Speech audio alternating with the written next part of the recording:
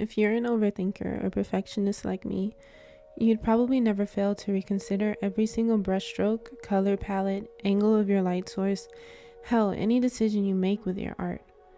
It can be challenging and detrimental to your learning process, and you might struggle with overcoming this state of mind. But if you look at it from a simplistic point of view, it may not be as hard as it seems. So the question is, how can you fix this? Hey, hello, hi. I go by Versxllz. That's Versxllz. Or you can just call me Victoria. Let's start off with a pretty basic analogy.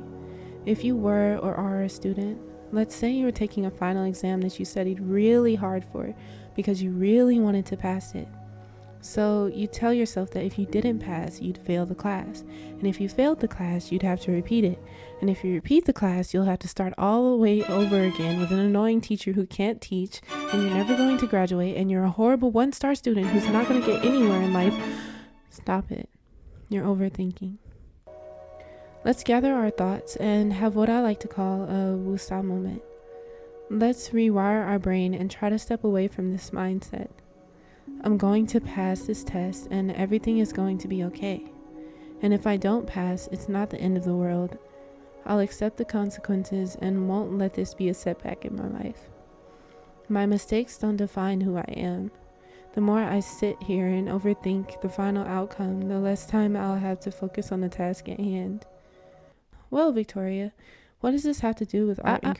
We're getting to it. Being an overthinker or experiencing imposter syndrome is a trait that a lot of us humans tend to develop when faced with a scenario that makes us want to second guess ourselves. In my case, I was stumped for hours last night trying to come up with an idea for my next video. I was trying to implement authenticity, value, and entertainment in my video, but I also wanted it to be engaging and different, while still relating it back to the fact that I'm an artist who wants to share my processes. And then it hit me.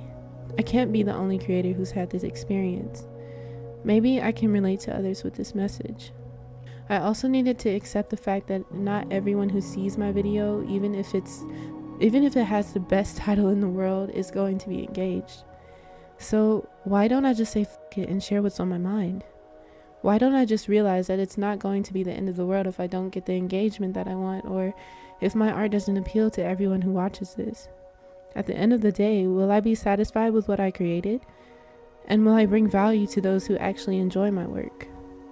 So what if they're just sketches? I like them and stare at them for long periods of time without even realizing it. That was my woosah moment. Creating will also be easier if you consider lowering your expectations and having faith or trusting the process that your final piece will turn out as planned. Just go with the flow. You might end up creating something even better than the idea that you started with. Another thing that I'd like to point out is how overthinking can cause you to subconsciously limit yourself from putting the most into your work. I'm using myself as an example here. Ever since I started making digital art, I've always found myself being afraid of applying color to my artwork if I don't happen to be using a reference. I've always been afraid that I might mess around and use the wrong color palette and that I didn't have enough background knowledge to add color to my paintings correctly. Thinking like this instead of taking out the time to practice color theory has limited me from creating artwork that I know I'm capable of. It's limited my ability to learn more, and I hate that. And now that I've called myself out on it, I think I'm going to take an initiative to study just a little more.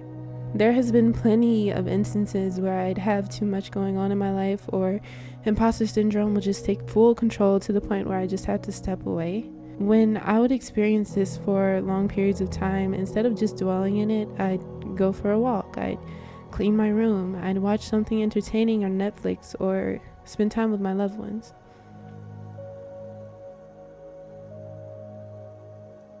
Sometimes your brain just needs a break from the perfectionist mindset, and you just have to let yourself know that it's okay to take your time. And come back when your creative battery has recharged. Just breathe. And even when it doesn't look like it, you're on the right path. Don't be so hard on yourself. But yeah, I think this is it. This has been the second, podcast where I just talk you guys' ear off, but I hope you enjoyed it, and I hope this video has added value to whatever is going up there in that creative mind. See you later. Until next time, goodbye.